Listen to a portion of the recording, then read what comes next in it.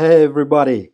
How to implement WebView in Android using Jetpack Compose.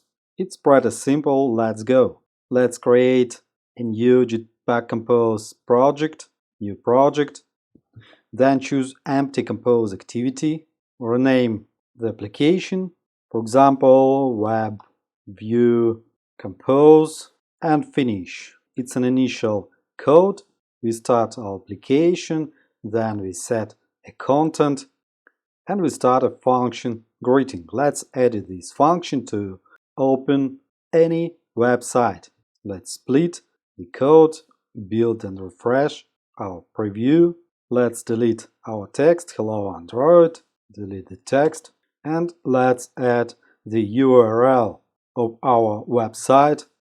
For example, https://wiki.org.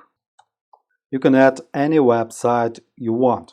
Then let's add the layout of our web view with Android view function. And let's create our web view in factory. Let's add web view. Then we need to add a context. Context, we can use it here. And then apply. Then we need to convert our website into application. For this, write WebView client equals WebView client. And finally, we need to specify the URL. Write load URL and use our URL. Then let's clean the code. We have a never used parameter name. Let's delete it from function, from preview, and from function initialization. Delete. And let's check, run the application. We haven't internet access. Let's edit, go to the manifests, Android manifest, and within manifest, let's write users permission, Android permission internet, and close the tag. Let's run again.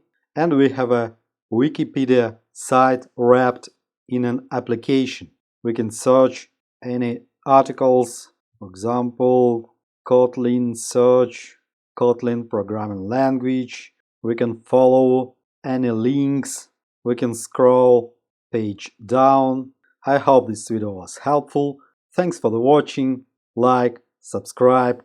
Have a nice day. Have a good coding. See you soon.